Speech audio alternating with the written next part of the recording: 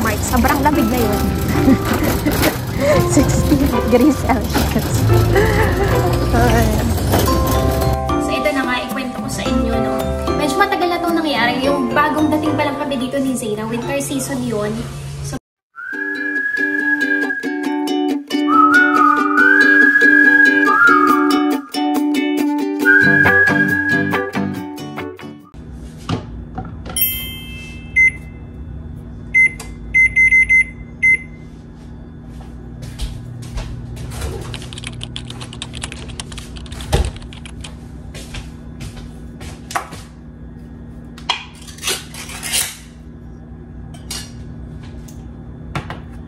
Good morning everyone! Happy Sunday! Kumusta po kayong lahat? So, nagluluto ako ng aming breakfast. Spam.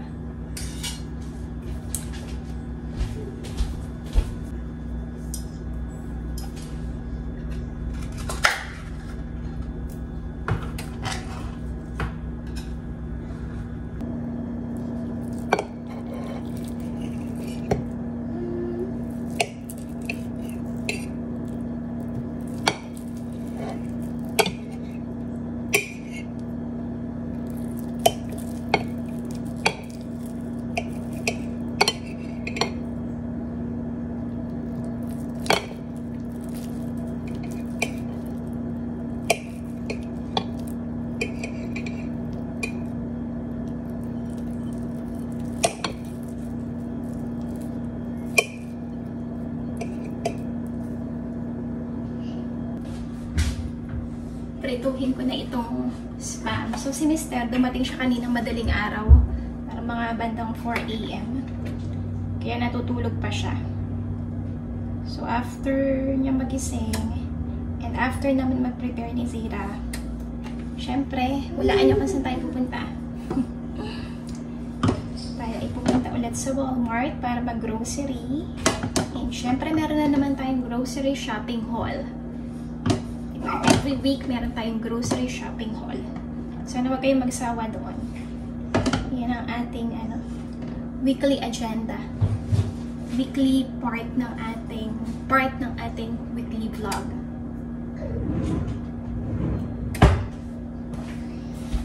And doon po sa mga hindi pa nakakapanood ng aking last video, sa ating mga stay-home mom dyan na interested magkaroon ng part-time job na work from home, please watch my previous video.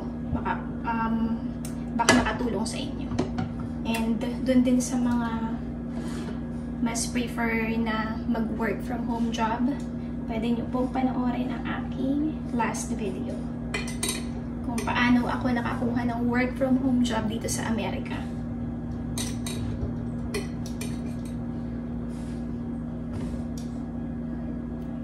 Kayo, anong inyong breakfast?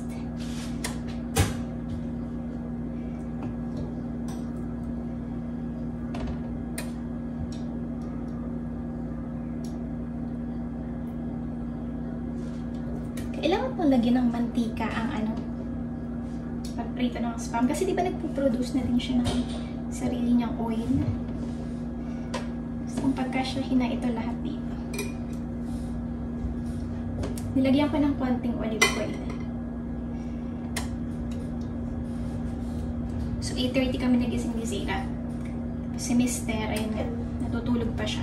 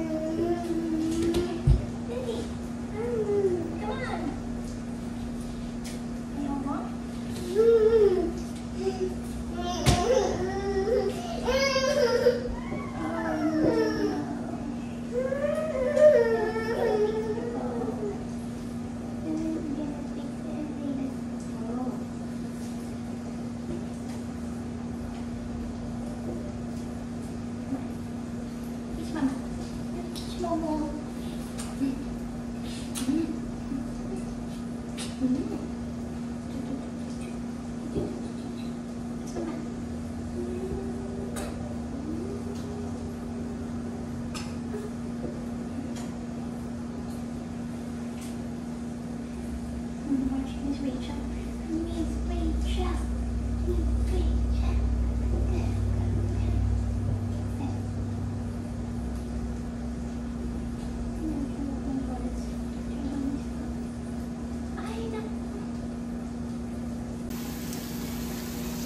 So, ito na ang ating spam. Hindi pa siya luto. Tinisin ko muna yung floor. Lagyan ko ng tawag dyan, hardwood floor cleaner.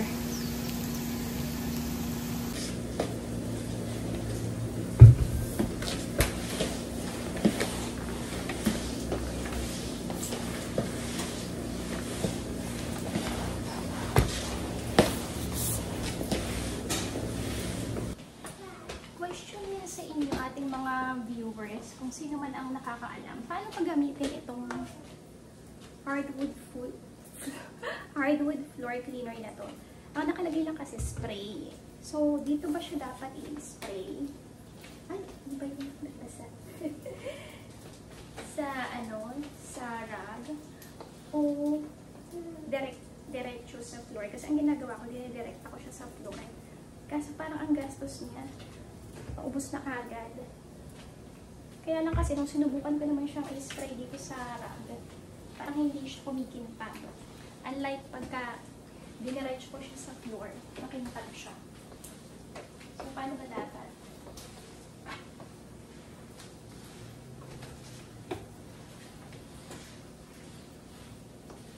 Ito yung aking bag na ginagamit yung nilalagyan dito ng water. Itinanggal ko lang. Tapos, pinalitan ko yung rag niya. Kasi marami naman itong pampalit. Yun yung ginagamit ko.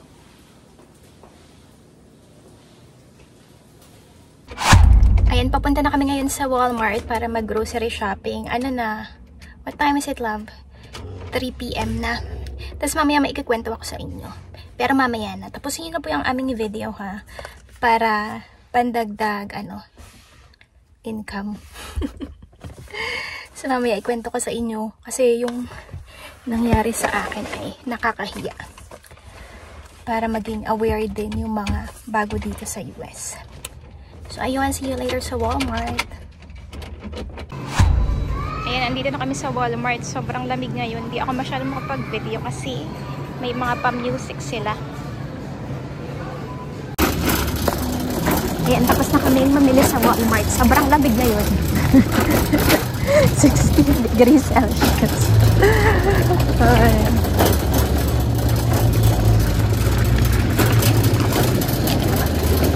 Ang dilim na, pero kung alam pa yung oras na. Siguro baka 5 PM. So, hi guys!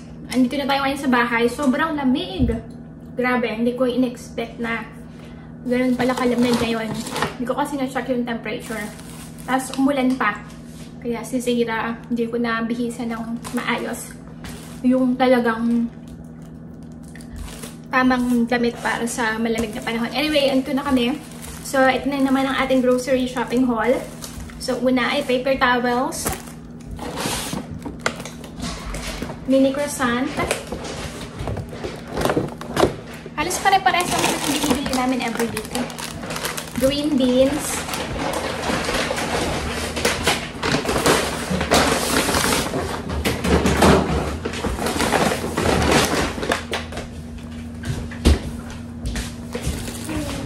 Isa pang paper towels. Paper towel. Tapos, diaper ni Zayla. Wala kasing size 5 ng Huggies. Hindi ko na siya binibilhan ng Pampers kasi nagkakaroon nga siya ng rashes doon. So, ito na muna yung kinuha namin. Yung maliit lang, Loves. Try namin kay Zayla kung magiging okay ba.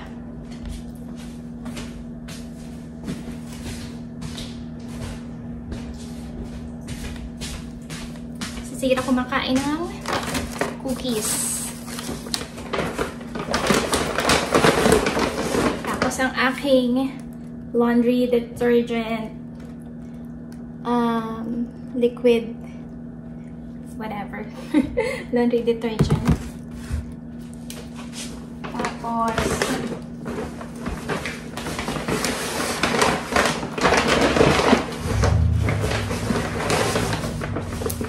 coffee ni Mister.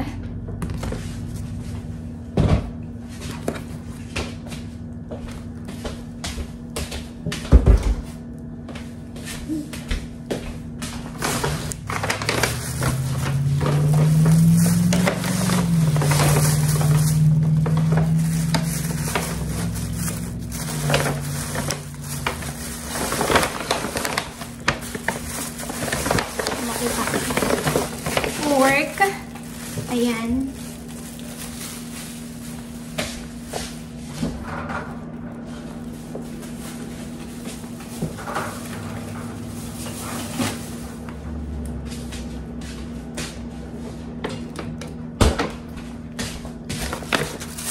Tapos kumuha ulit si Mr. ng ribs, dalawa. Ito yata yung lulutuin ng gabi, so doon ko na lang siya ilagay. Hindi ko alam pala. Bahala na ako. Or steak ata ulit ang lulutuin niya, hindi ko sure.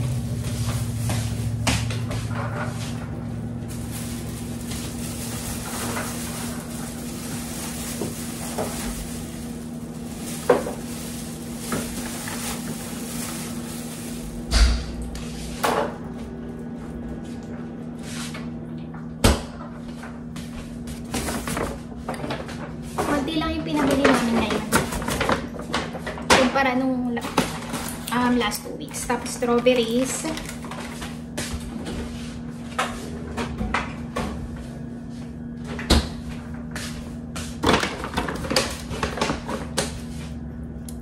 Febreze air freshener. Broccoli. Peppers.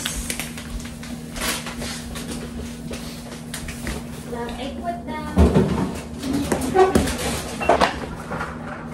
ice cream. Or lava ice cream.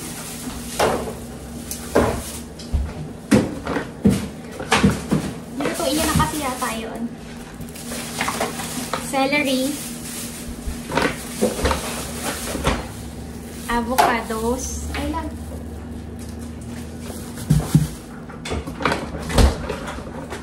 Tapos ito, hindi ko alam kung ano ba itong pinuha ni Love. Ramyun carbonated soft drinks. Asian stuff daw to. What's this? Is it good? Yeah.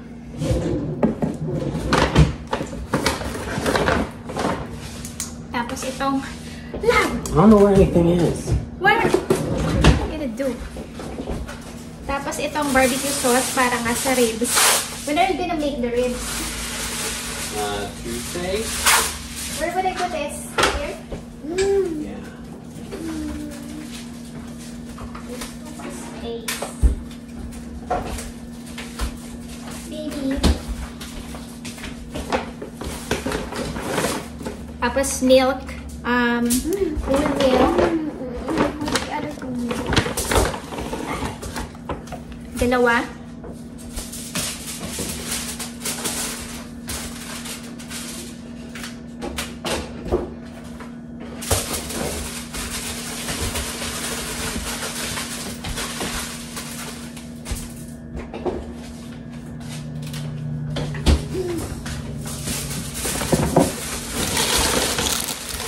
Grapes.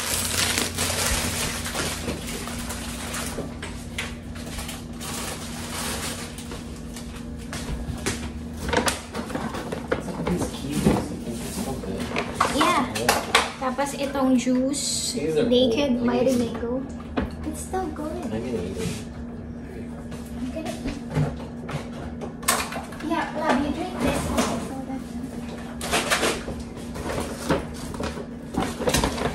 Ito na naman ang ating mga drinks.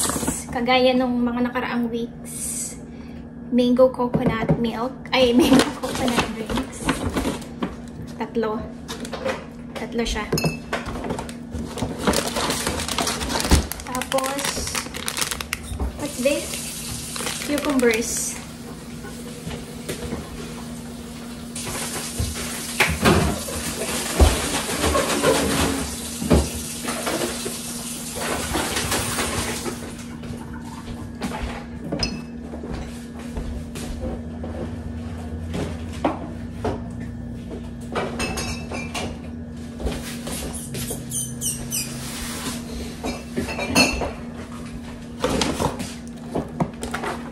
Tapos itong ano, toy ni Zeta.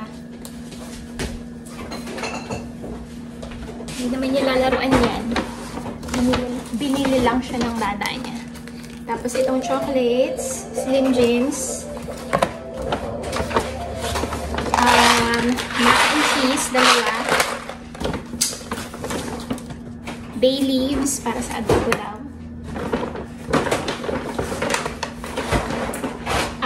Olives.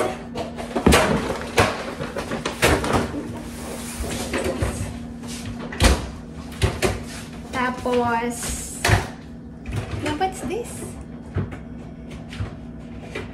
Olives ulit. Ay, ano pala to? Pickles. Ito pala yung olives.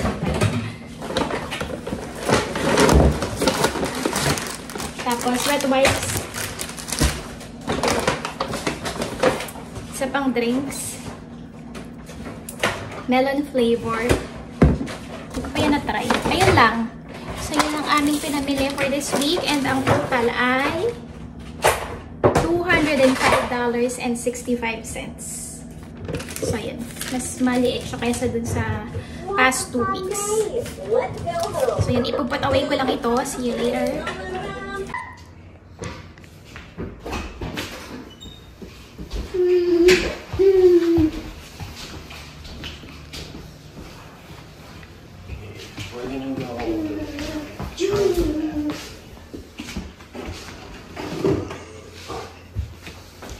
Nasira yung ano dito, pinto. Love, close that.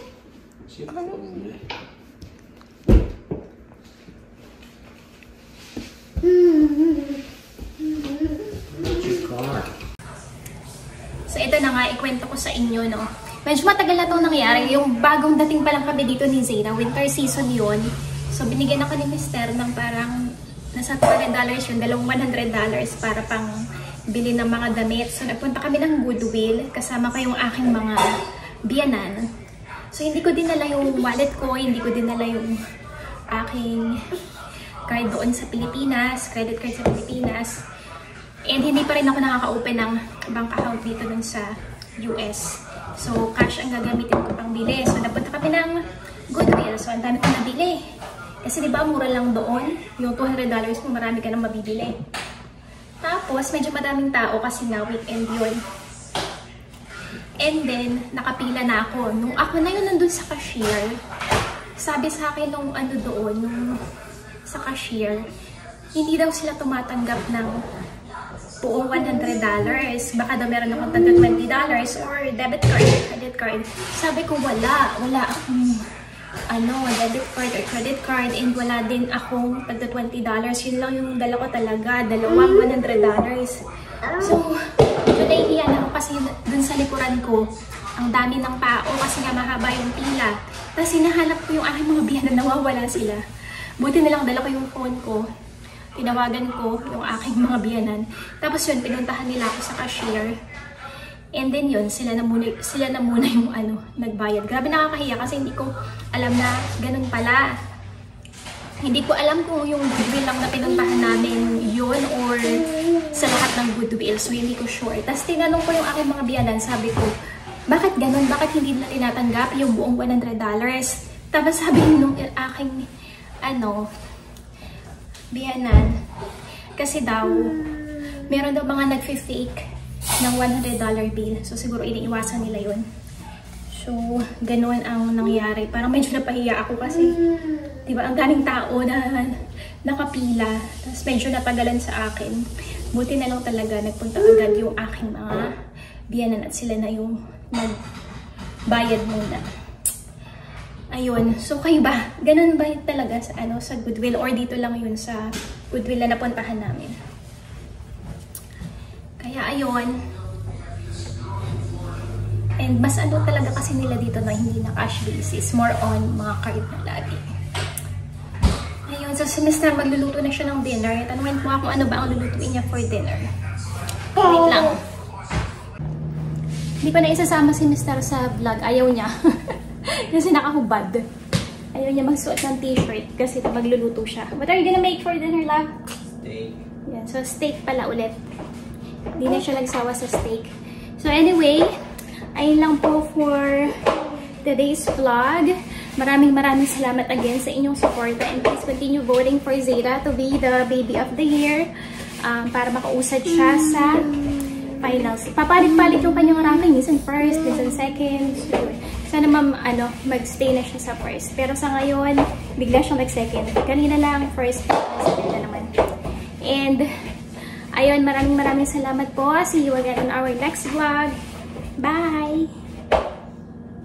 Bye! Bye-bye! Bye-bye! Say, please vote for me.